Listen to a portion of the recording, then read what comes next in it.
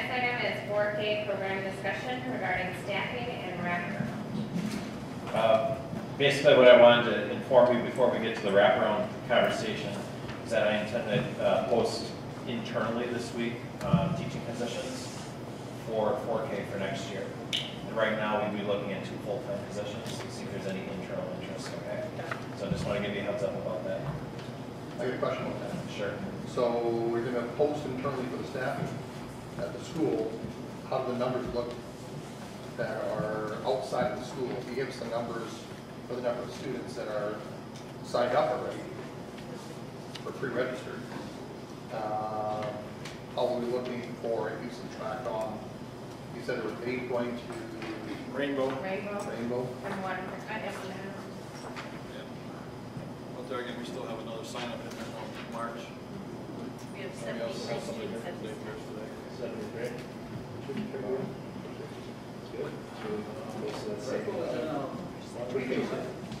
Yes.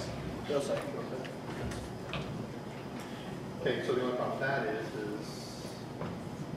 per our approval on that, we don't have 14 right now. So how would you outsource 8 in the first place? Because 14 is. But I think that's why we're waiting till the March date to talk Yeah. further about that. Right. See, the intent of the internal posting this week is to see how much internal interest there is. Because I may come back to you again in a couple, well, after the March 25th thing and say, this is where the numbers are at, we need to add staff, or that. But for sure, we know we need 2 right now. We know that already. With full-time here at Evergreen in the morning and afternoon, full-time at Woodfield in the morning and the afternoon. So Yeah. I get that this is like just the first step, and I just want to get the ball rolling on that. So at the minimum, we have ourselves covered. What we're going to do with outside resources is a different subject. Exactly. This still gives us the flexibility of accepting outside partner contracts or not. Okay. So.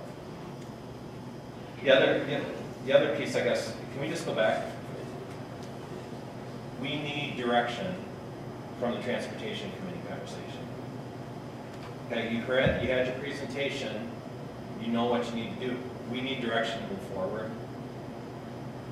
as far as how you want us to move forward, because this is important planning that we can't just have presentations and then.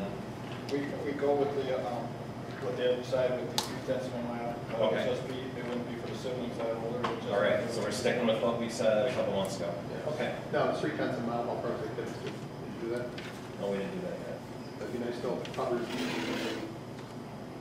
the area walking to Foxford. Okay. I mean, obviously, we don't want to send a bus over to Foxford Hills.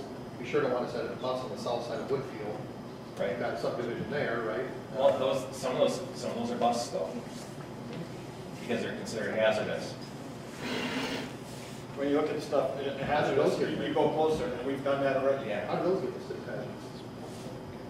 The entire 8th Avenue, or 8th Street, that one for years they were about hazardous. How can that be less hazardous? Are you talking about trailside?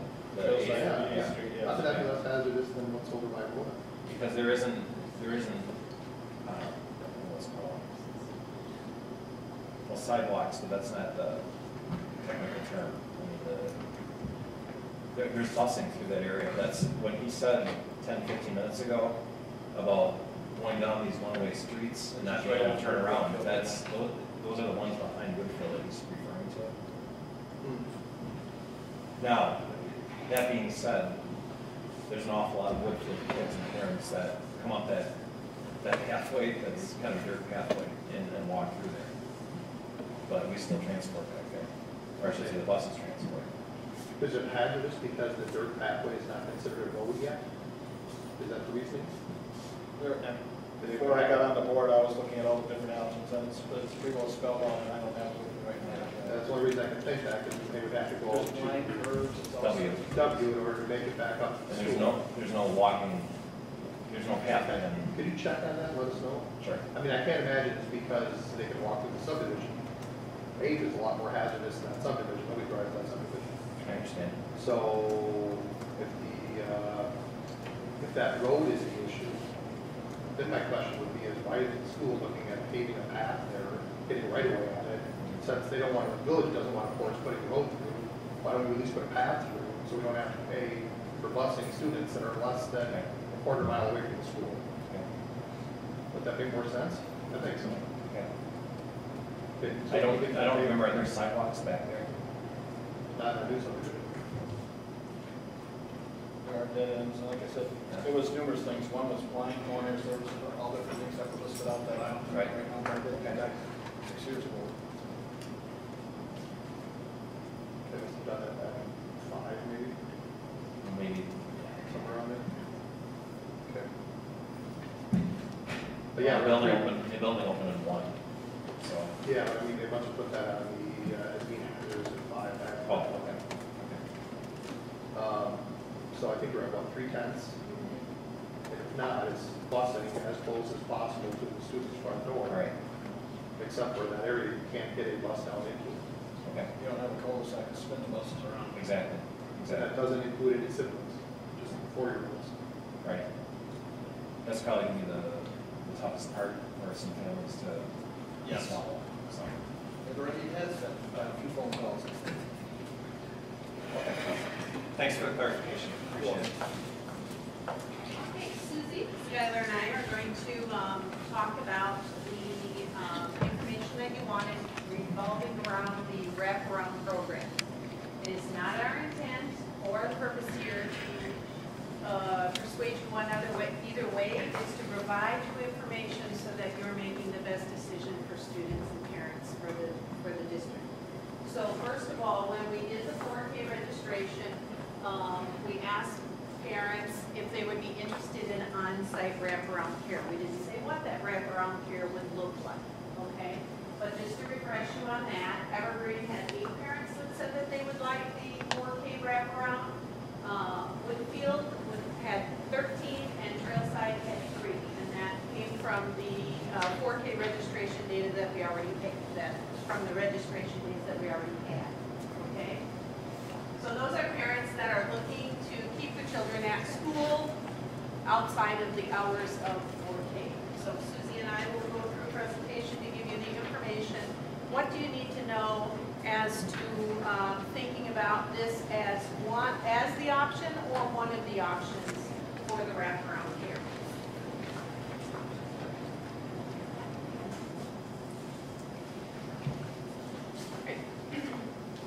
Like Kathleen said, it's just a quick outline of the 4K learning program, just wraparound care for the kids, perhaps only at other time. So the Waterford Recreation can specially design a wraparound care program for 4K, which introduces future kindergarten students to the basic routines and skills needed to become independent and self-confident learners while meeting new friends and having lots of fun too. Kids will have free choices to play and explore opportunities, practicing letters, numbers, and sounds, finding motor skills, singing, movement, arts and crafts, social and beneficial behavior skills in a nurturing environment. You have a copy of this PowerPoint.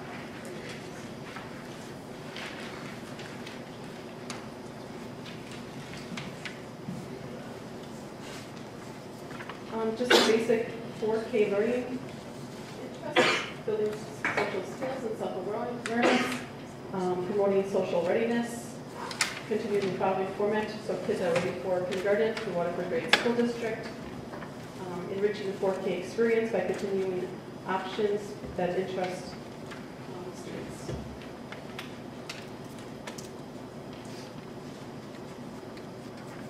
And just continuing on, before and after care, you can register online with the Waterford Recreation Department, easy, safe, secure, you can use your credit cards, Visa, Mastercard, Discover. We already have numerous interests in the program, so it's easy to do.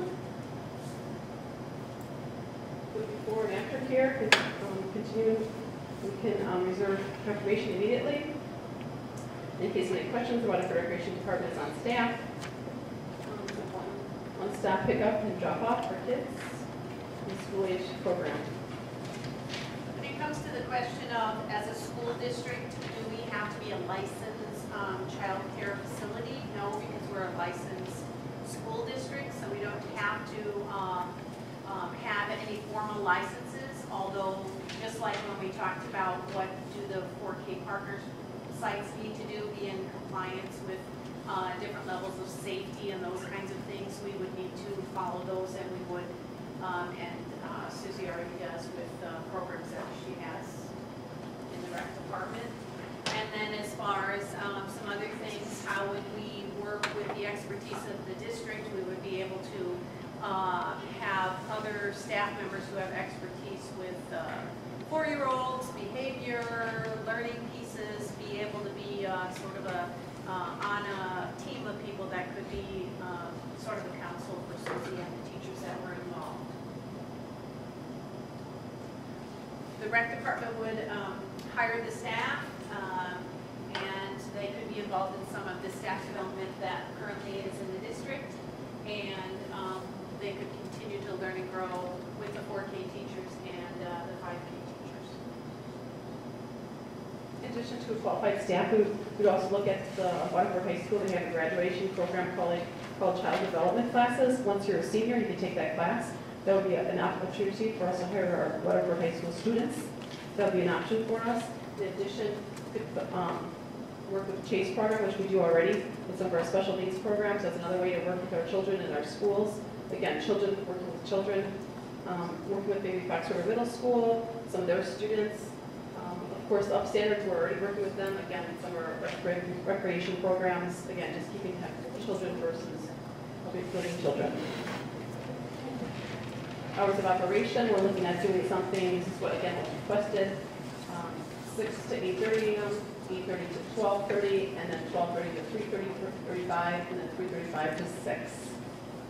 So it's at before school time, and then if they have PM, if they are in a PM session, the AM time, AM session, if they need PM time, and then after school.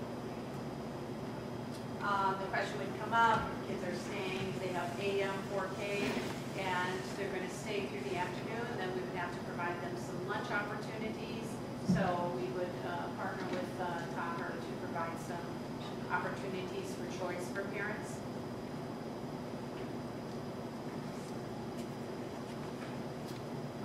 Susie said that they would provide a light snack or milk or water as they do with other programs.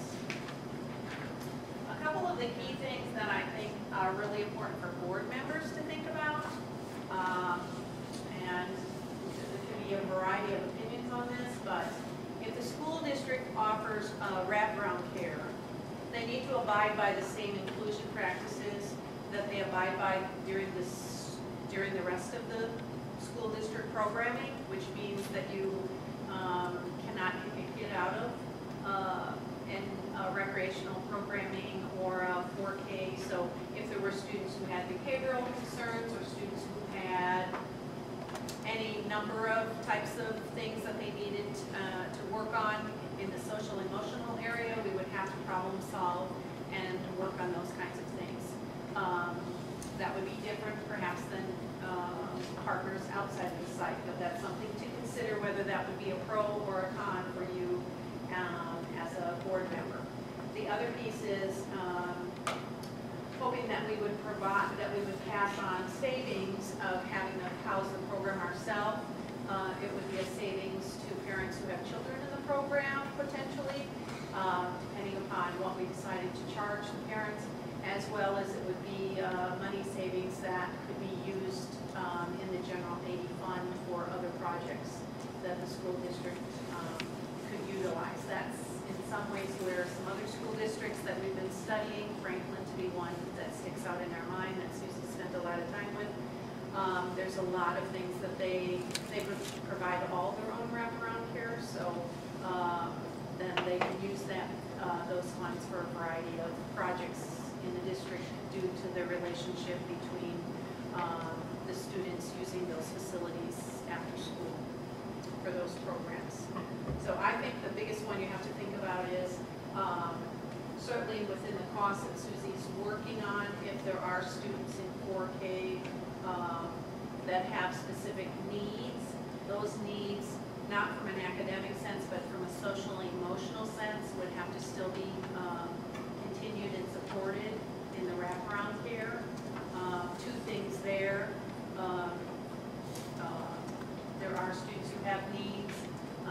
margins are okay, that we could add additional personnel, but that's something that we would be taking on. That would be something that you would have to consider. Okay? Questions that you have for us about if we did it in Waterford as a Waterford rep piece, which was the question that we were to provide information for you to answer. You know that if you run this through Fund 80, you have to offer this to any 4-year-old child that lives within the boundaries of the district. It can't be just for the kids that are in that K-4 program. Right.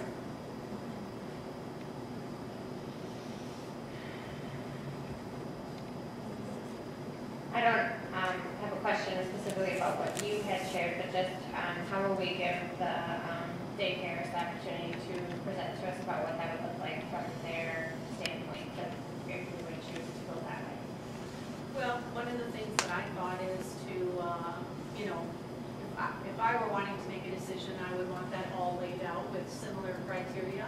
So that would be a decision that you could make to put out an RFP or ask for people to respond to specific criteria and then be able to lay that out and make those decisions. And that, you know, that's up to you. But that would be an option.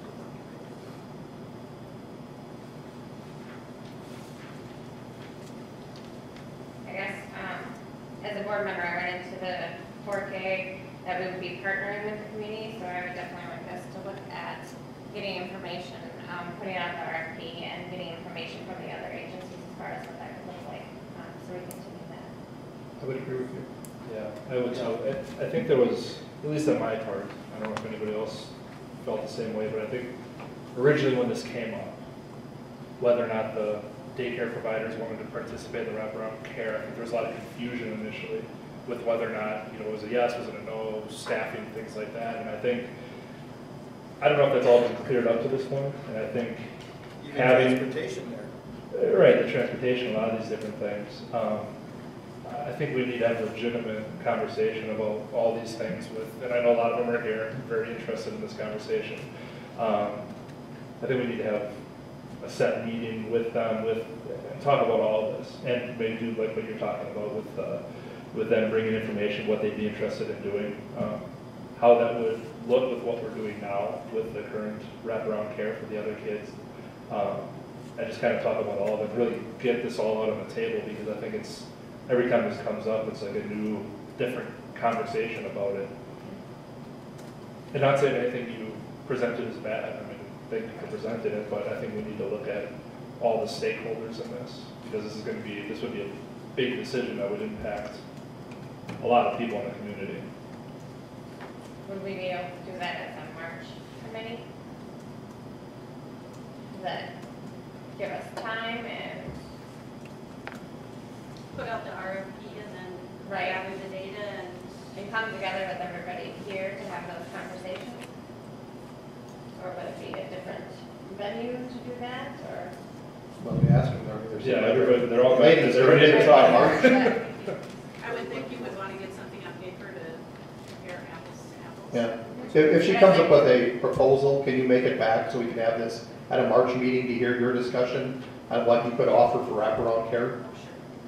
I think that would be the best way to go. I just like this to be a conversation where you can be up here and part of it. I don't want you to have to come to board meetings and feel you have to present that way, which was great when you did, but I think you should be part of this conversation. We've been partners with you for a long time in the district, and I think you've earned the right to have the conversation with us.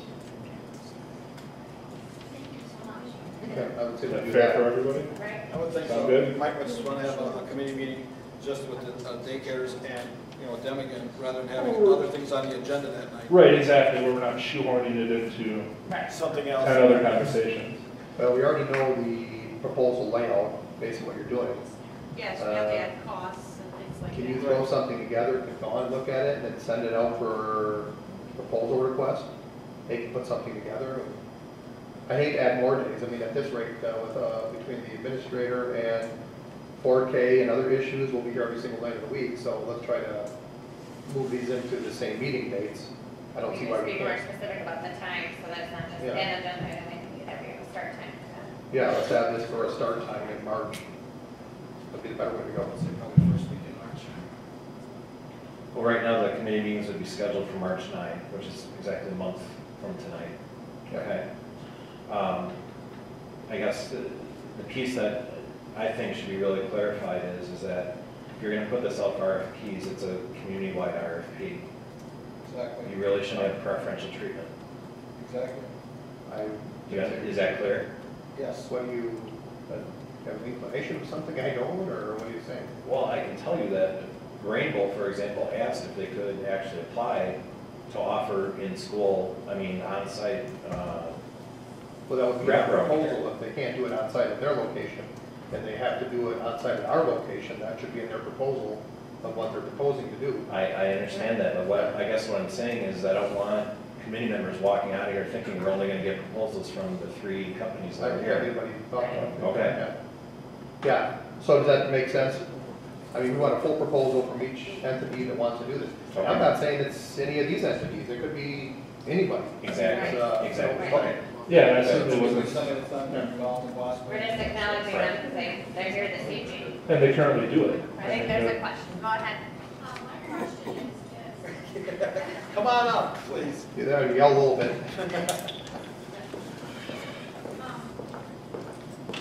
a community partner in doing this, I so want to commend you guys for stepping up and wanting to meet with us. My concern is the wraparound care offsite period. And that is because in doing that, partnering with us as 4K providers, you're taking away the reason people would use us. Do you understand what I'm saying? Yes. Preschools and daycares cannot survive without their 4-year-olds. So if you take that into the equation, you are going to completely wipe out our preschools. And then you're also then taking out the learning continuum from early childhood, which the state has been pushing for years, the importance of early childhood. You start eliminating child care centers, and you're hurting our district and you're hurting our community. There aren't the daycares to support children. People are not going to move here. Your school district will be hurting along with us. So we really need to look at the ripple effect of what we're doing and what other districts are doing. Most districts in the smaller communities, I've gone to 4, and I think I sent you, did you all receive my letter? You know, I looked in the 4 small. You can say, Franklin, that's a big district. There's a lot of people there. And Milwaukee, I believe, also does provide on-site wraparound care. Milwaukee's a lot bigger than Waterford, where they can maybe maintain. But you look on the DPI websites, they will tell you time and time again, 4K programs will kill preschools and child care centers if wraparound care is not offered. And that's why so many times the DPI commends and really promotes community approaches. So it's just something to think about. By utilizing us as your wraparound care, Rainbow Preschool and myself has stepped up to the plate.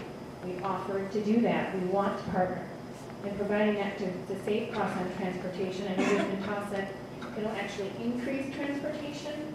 Studies with the DPI have actually shown it decreases transportation. So it's just something to kind of think about. We don't want to hurt the children's learning. Early intervention, there's a lot of my children that have come through in the last 5 or 6 years that I've been director and educator at Today's Child that we've early intervened with, that we've contacted and said, hey, we really think this child needs some help. Can you do a screening with this child? And I will set up for the parent to have their child screened. So it's all those things and all those little pieces we need to really consider in all this. It's what's best for the kids, not what's best just simply for one partner. So I just would like that considered. If you will do so. Thank you. Thank Look you. forward to seeing you next month then. Thank you. Yes, thank you. So I would say though that we allow Dawn to work with the powers that be, whether it be Susie or whoever, and come up with what the RFP finalization is to get that data back to us by March. Can you do that? Would you agree? Yes, if we can get this buttoned up, it'd be great. Yeah. Because it seems like we've had the same conversation for the last 6 months. And Yes, we have, because I can say I've attended some of their daycares, just looking at them last year, and yeah, we still don't have the answers yet, so we need to wrap it up. Right. Move forward. Anything else regarding 4K?